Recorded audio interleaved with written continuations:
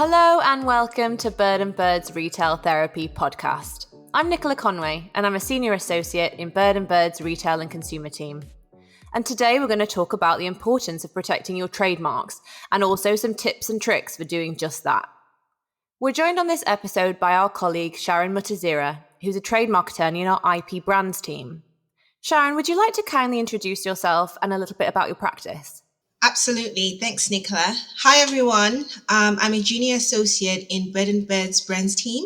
I specialize in brand management and product design. A bit of background. I started my legal career in-house as an intern at the Walt Disney Company. There I gained exposure to commercial aspects of IP. So I've always loved IP. And then I went on to work as a paralegal in different practice areas for a number of years before qualifying as a trademark attorney. We love Disney. So what would you say a typical day looks like for you at Bird and Bird? So I work closely with clients of all stages, helping them to protect their valuable IP assets, so trademarks, designs, etc. And I advise them on their freedom to use their chosen brand. So that involves kind of doing some searches, seeing if anyone has registered that mark, if anyone is using it online, and then reporting it back to them.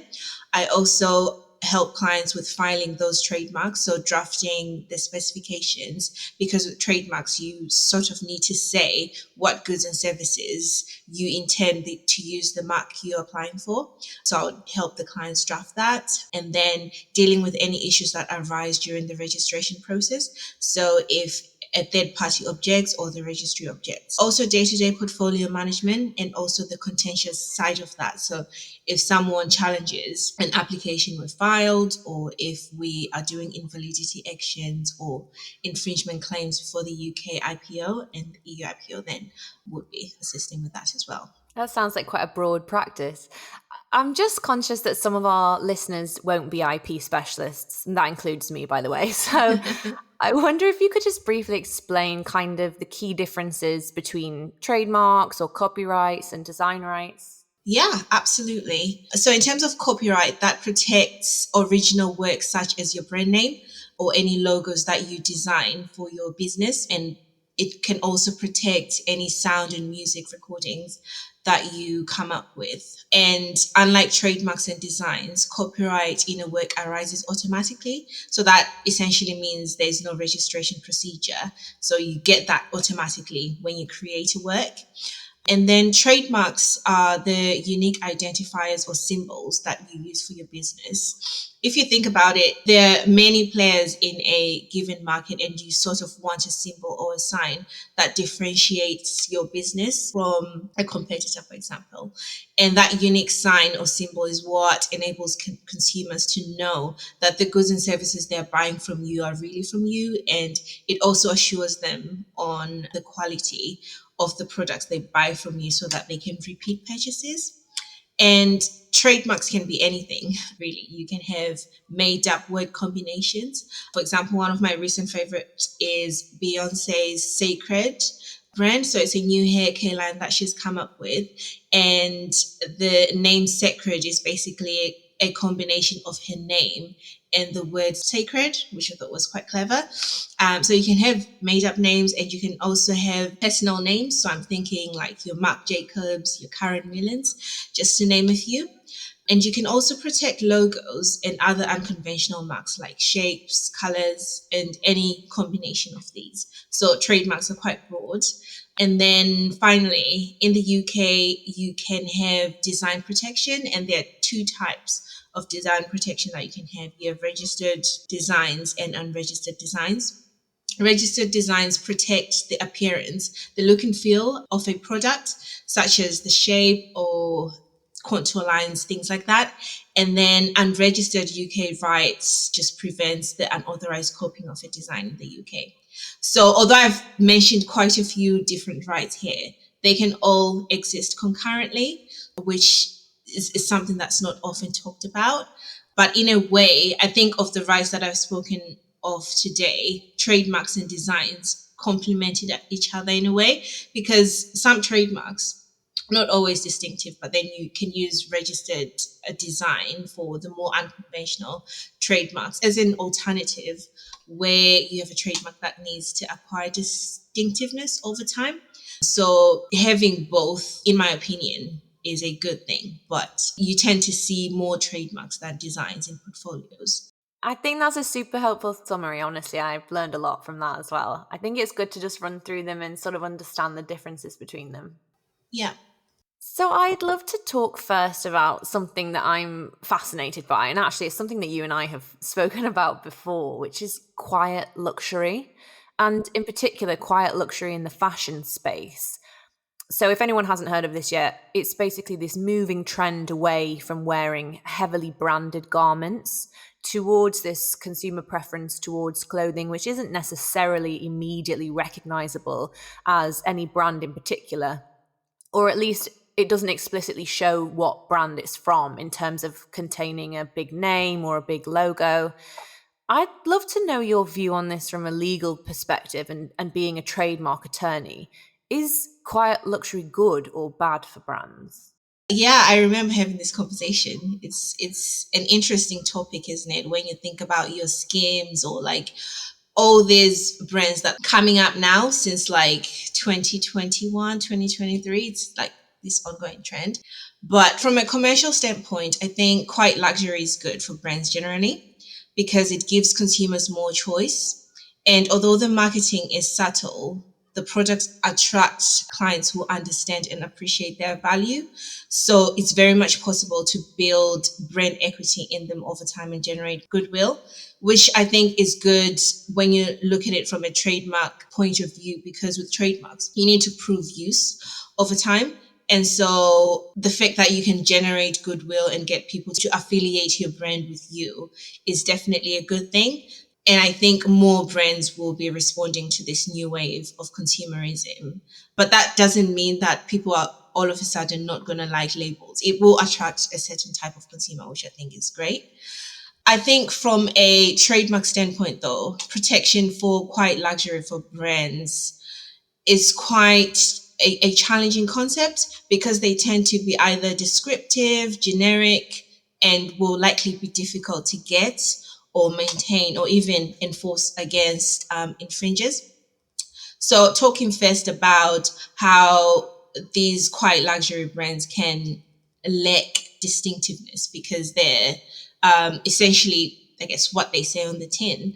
When you think about the fact that for consumers, trademarks are a badge of origin and they guarantee the product's quality, I think logically speaking, unless you're someone who's familiar with that type of brand or that type of marketing, you wouldn't know what is going on. So that makes it a bit more challenging when looked at in the context of quiet luxury, because the whole concept of quiet luxury hinges on using muted single colors, which are arguably not striking and will be harder to remember or to get protection. Because how do you prove distinctiveness of a color, especially if it's like a color that is hard to associate with a particular product? So I think there's always a question there. But that's not to say colors, for instance, haven't been registered before. They have. And a good example of this is how Tiffany's and Christian Louboutin have been able to register their Louboutin red color and the Tiffany robin egg blue color. And I think what was interesting in those cases is they had to submit a lot of evidence to show that they had built brand equity and show that consumers have been educated over time to associate those colors with the brands. And I think one thing maybe for a quiet luxury brand to think about is how much time and effort that will take to like educate consumers to that kind of level. But that said, it's possible. And then moving on to maintenance, I think one, as I've mentioned before on the use point, is that with trademarks, if you don't use them, you lose them. So if a brand name label is obscure, it can't be easily detected. So you'd have to think very cleverly about how you're putting on your labels on the product and what you're going to submit as evidence to prove use once the registration has been granted. So I think from that point of view, you kind of need to find creative ways to make sure that even though outwardly maybe the brand isn't showing, you've got labels or like online, it describes what the brand is in a way that shows that the trademark is being used. And then finally, from a trademark infringement standpoint, similarity between products and other brands, especially in a saturated market like fashion that we're talking about. If you're trying to prove infringement, you need to show that a link is being made in the minds of the consumers. And that link alone is not the only ingredient that you need to get home on like an infringement claim. So it's worth also thinking about the real intentions of other brands. Like, are they really trying to copy? Are they trying to rip off the brand?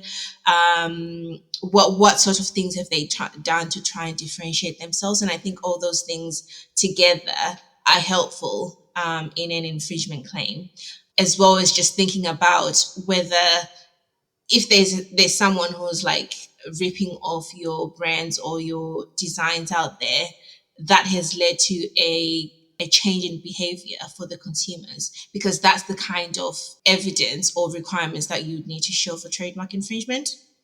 And then finally, sorry, just going back to fashion, I think even though quiet luxury is great, and this whole concept of like, if you know, you know, is here to stay in my mind, fashion is a very saturated market. So you're going to get products that almost look alike. I feel like it's hard to get rid of copycats in that kind of environment. So I think naturally that creates a challenge for quite luxury brands, because there'll always be someone out there doing something quite similar, but not necessarily using your branding in a way, but it's essentially the same product. We talked about the skins, where we have so many companies doing shapewear in like the same tones, and the only thing that's different is maybe like the company name or the company logo that's on the product, but it's essentially the same product. So I think that's quite tricky, and I would say the biggest challenge for signing luxury brands is the copycats. That's really interesting. I mean, I just find the topic fascinating because it's just, as you've described so perfectly, there is so much opportunity there, but there is also just more risk or more challenges to overcome. I'd love to do a deeper dive into a couple of the bits that you mentioned there, actually, and starting with your point on protecting colours. It sounds to me like if a brand wants to protect a colour and stop another brand from using that same colour, they need to make sure that they've created something memorable, but also that they have enough brand equity and evidence that consumers would associate that colour with that brand. Is that just about right? Absolutely. I think one case that comes to mind for me is the Nestle and Cadbury case, where in that case, Cadbury had applied to register applications for their color purple packaging, and they described it as to be applied on the whole or visible surface of the packaging of their products. And Nestle opposed the mark on the ground that the trademark wasn't distinctive and could not be perceived as a sign. The trouble in that case, I think, was that in the end, Cadbury were able to show that they had in fact acquired distinctiveness in the color for certain goods and services. So I think it's a combination of educating the consumers so that they can look at that color and think of it in a trademark sense as like an indicator of origin. You really need to show that over time, when people see that color, they perceive it as a trademark and they understand that it is associated with your brand. So I think that was a good summary. And I remember, was it last year or was it the year before? Valentino came out with that really hot pink colour, and they had so much hype around it. I don't know whether they registered that pink or whether they were just hoping to gain some goodwill over time as people just inevitably begin to associate it with Valentino specifically. But it was around that time that I had picked up just a basic t-shirt from a high street retailer in a bright pink, and one of my friends was like, "Oh, Valentino pink," and I was like, "It's not, but forever you might think of this pink now as Valentino, and I found that to be really interesting that so fast hot pink was just Valentino's. Yeah, I don't think they have registered it. And yeah, it's an interesting one to follow to see if they ultimately try to get that specific shade of pink registered as a trademark. Or it may be that they may wait over time for a number of years to make sure that people really do associate that color with them. But it's quite interesting. I think you don't think about these things when you're buying things, but actually, there are certain indicators that make you think, oh, this must be associated with this particular brand. But I think you would need a lot more evidence to stop others from using that type of color, for example, or getting it registered as a trademark. And also, it's a case of looking into where would you register it. Would, for example, if they were trying to register it in other countries like the US and countries in Europe, for example, Asia, it's worth speaking to lawyers in those jurisdictions to see if a color can be protected, because certain trademarks will not be registrable depending on where you are trying to register in the world. So it's always worth speaking to an attorney to see whether you have enough evidence to essentially get this color registered as a trademark or not. But it's an interesting concept to think that so quickly people were associating that kind of color with Valentino. Maybe I had subconsciously made the association as well. I don't know, but it's a nice pink. Yeah, absolutely. Yeah, it's nice. I remember last summer was all about, pink themed parties and everything. Yeah, absolutely. And then sticking with this point on lacking distinctiveness, if a brand creates a plain white t-shirt, so if there's no specific color protection or logo or design right or trademark on that garment, how could a brand even start to challenge other brands that bring out the same or a very similar white t-shirt? I think in the case of a plain white t-shirt, because it's so generic, how do you even begin to show that it's acquired distinctiveness? I think in my just looking at this from a trademark point of view, I think it's unlikely that you'd be able to get that registered because it's so generic, and also the color white isn't new to attract design protection.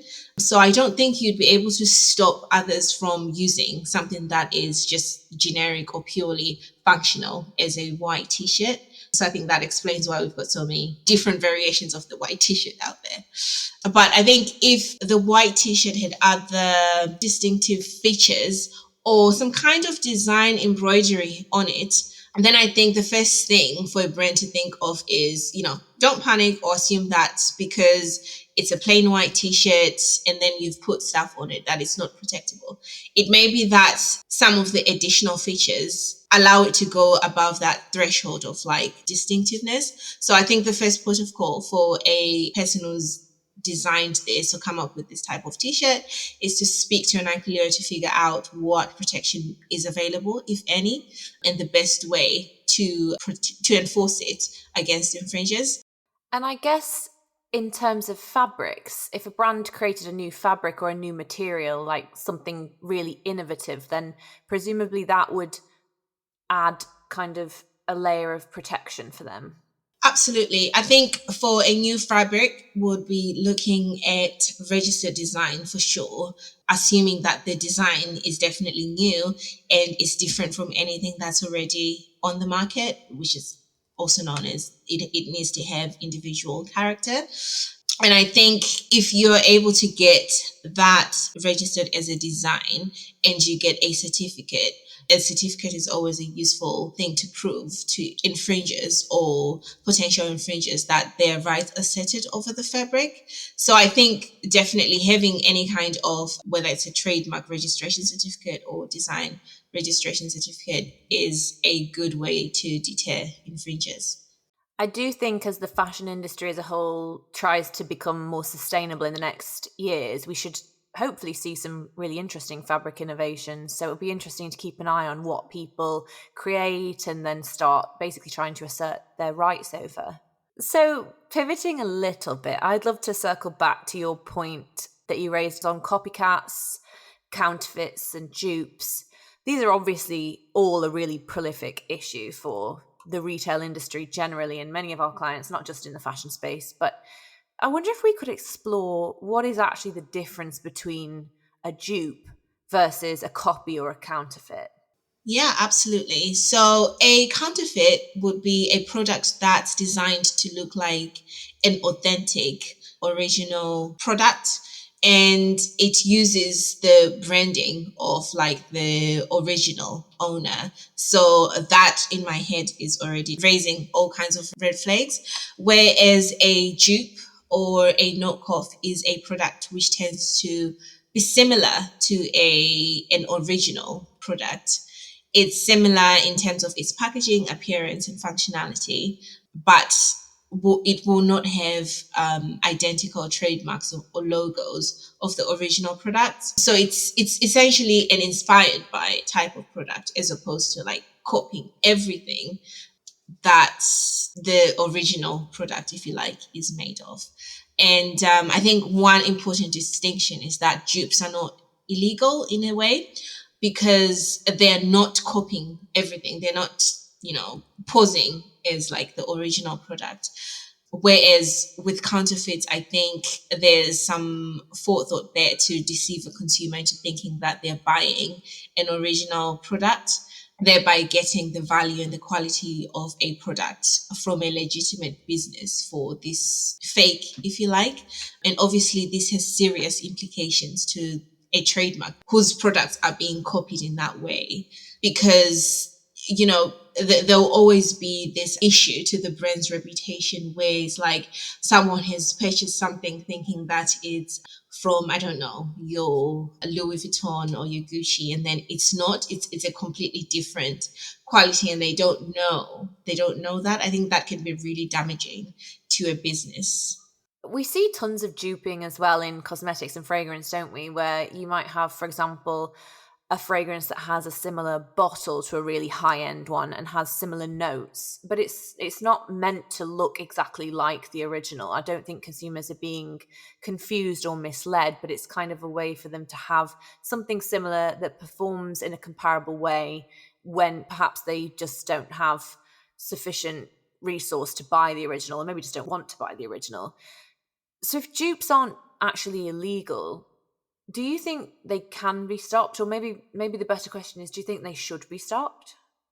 That's a really good question. Speaking of perfumes, one brand that was really coming to mind is the Essence Vault. And they basically, their whole business model is creating perfumes that are inspired by, if you like, high end brands. And they do really well on the market, apparently. So I suppose it's exactly what you say, that consumers know they're not buying the really expensive 280 pounds perfume. They are buying something maybe like it, but not really. And I guess they're okay with it. And I think, can they be stopped? I think it's fair to say that the luxury industry is highly competitive.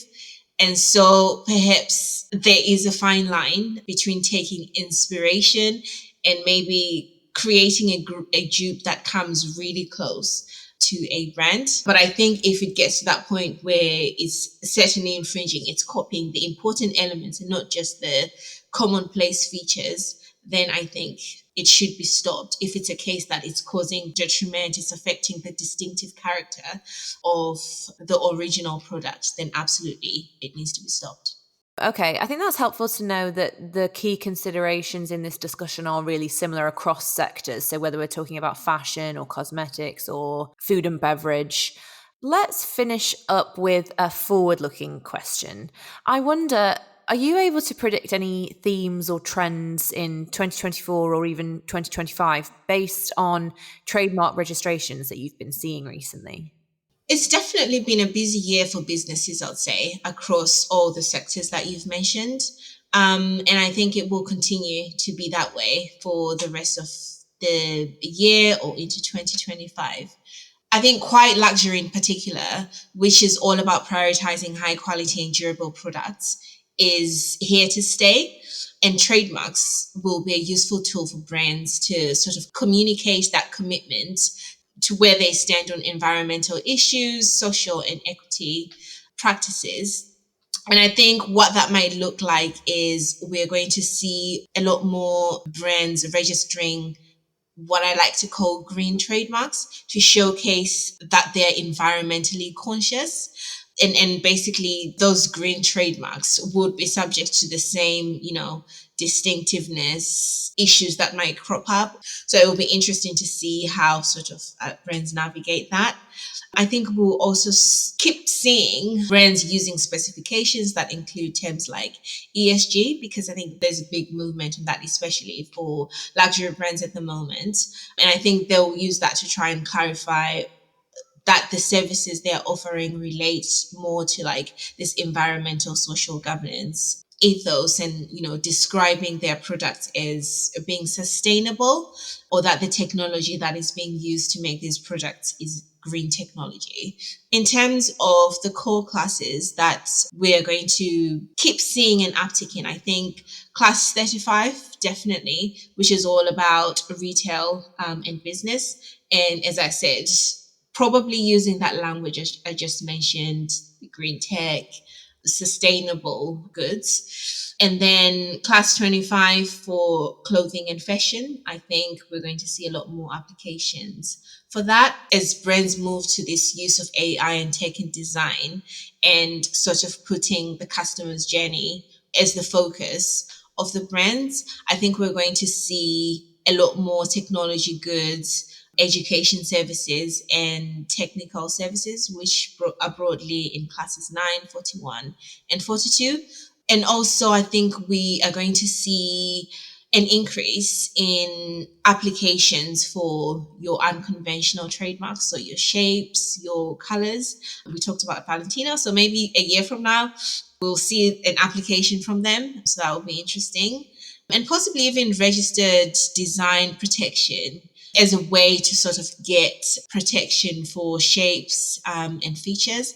And also one other important type of trademark that, might go hand in hand with this theme of ESG are certification marks, which would be used to protect descriptive terms to vouch for quality and compliance of products, because certification marks are all about, making sure that consumers know that products and services that are being offered have complied with certain requirements and are of a certain quality. So I think we're going to keep seeing all those certification type marks on the register. Just pivoting slightly, I know you attended the Luxury Law Summit Awards last month, where the firm won an award. What would you say were the key trends or takeaways from that in this theme of like luxury and protection that we're talking about today? Yeah, I mean, we were absolutely thrilled. Humble brag, but that's the third time that we've won the award of International Luxury Law Firm of the Year in the past 4 years. So honestly, it was a real honour. But to your question, I attended most of the sessions and they were, as always, fascinating, and everyone was really open in sharing their insights and foresights. Relevant to our conversation today, there was a conversation surrounding how luxury brands are held by consumers to a higher standard of accountability than other brands are. And that's based basically on the sentiment that luxury brands shouldn't be able to charge luxury prices and, set the industry trends and spearhead new technologies without having their house in order, meaning without being exemplary when it comes to legal compliance, sustainability, customer service, transparency, everything really. Basically, the customer who pays more has the right to demand more from that brand. And I think that principle goes to the core of the luxury proposition. But this does create sort of a sense of injustice for some luxury brands in some ways, because they're the ones who have to invest so much resource and money into having their house in order and being as reputationally close to perfect as possible. And yet, inevitably, smaller or non-luxury brands can and always will just come along and copy some of the products of those luxury brands and sell them for so much cheaper and basically divert some potential customers away from those luxury brands, whilst not being themselves held by the consumers to that higher standard of accountability. So quite a bit to digest there, but ultimately I think it's always just going to be quite a different existence for luxury versus non-luxury brands. But it's always good to hear from both sides of that fence, I think. That's really interesting, actually. I sort of agree with the point of holding luxury brands to a higher standard. It's a pay me what I'm worth kind of situation. Would you, as a consumer, say you expect more from a luxury brand than a fast fashion brand, for example? Yeah, I think I do. I think it's part of the money proposition, as you say. Like, if I'm paying more for something, I expect you to be doing better behind the scenes as well as that product to be better generally. Yeah, absolutely. And I think it also comes down to this whole idea that consumers now want to know a bit more about, how their products are being made. So if you're buying something that's luxury, you want to know that the chain from, manufacturer all the way to retailer aligns with your values. So I think naturally, luxury brands are going to have to spend more. I completely agree with you. And one of my favorite takeaways, I can't remember who I heard this from or when, but someone once said consumers always vote with their wallets. And I think that's something that's just really good to keep in mind, because we're not only voting on what's the cutest dress anymore, people really care more about everything else that that brand stands for. Absolutely. I think we could talk for probably another hour, but it's about that time to close the episode. So let's do a fun, light little question. Sharon, what's something that you purchased or gifted recently that you love? Oh, I think sticking to the theme of silent luxury, I recently bought a stunning locket from Monica Veneda, which I'm obsessed with. I haven't personalized it yet, but I just love the way it looks. But other than that, I love it. And then on the cosmetic side, I'm really into Korean skincare, and some of my favorite brands are Nabzin and Dr. Jart, and they do like these really nice products, cosmetic products that I have now incorporated into my routine. And they're like my go-to brands. I think that all came about when I visited Korea last year, and I really found it interesting learning and experiencing the different brands from the lens of a consumer. So I think, just learning about the different brands that you get in a particular region that you wouldn't get here. I thought that was really fascinating. And so, yeah, I love them. And then for hair products and experiences, I think we've talked about Chrissy Bills in London as like one to watch. It's all about your hair extensions, your wigs, and in high quality hair and like the experience to go with it. So, yeah, those are like my little pieces of heaven at the moment. What about you? We're so similar because whenever I travel somewhere new, I'm just dying to go into like a pharmacy or a beauty store and just see what's different. So I've definitely got South Korea pretty high up on my to-go list. I'm going to stick with you on the cosmetics theme. I recently went to a Makeup by Mario masterclass, which was co-hosted with Sephora. Honestly, it's one of the coolest things I've ever seen. I was so grateful to get to go. But then, of course, immediately afterwards, I went on a shopping spree to buy more or less everything that he had used and recommended. One item being his own lip liner. I got the shade Pink Peony. It's a sharpenable pencil, if sharpenable is a word. So rather than a twist up, you can get a really good point if you need to. But it also has a little brush on the other end if you want to sort of feather it out. So it's kind of perfect for however you prefer to do your liner. I did actually buy like 5 other things, but I don't think I'll that. No, but that I think that's so good because it's the experience that you get. You're seeing how it's being used, and then you're also thinking about how you can use it in your own routine. And I think that that's a game changer, by the way. Just being able to experience these products live and direct before making a decision to buy them. I think that's so cool. I'm very easily sold as well. I'm like, yes, all of it. It was fascinating to watch how he does makeup, though. I mean, he uses just the most light, gentle hand. I think I'm a bit guilty of sort of just smacking makeup onto my face, especially when I'm in a rush. But he's so intentional with his placement. He's so gentle. It's great to see. I mean, I just love watching people do makeup anyway, but watching an icon like him do it, it really has it was one of the best things I've ever seen. So... It sounds like it, yeah. I mean, I'm with you there. I just slapped my makeup on. I think we're all guilty of it, but it's fun. It's fun to see how different people do it. All right, that's the end of our episode. Thank you so much for joining us. If you'd like to join us for more retail and consumer discussions, don't forget to subscribe or follow wherever you listen to your podcasts, and you'll be notified when the next episode goes live. Bye for now.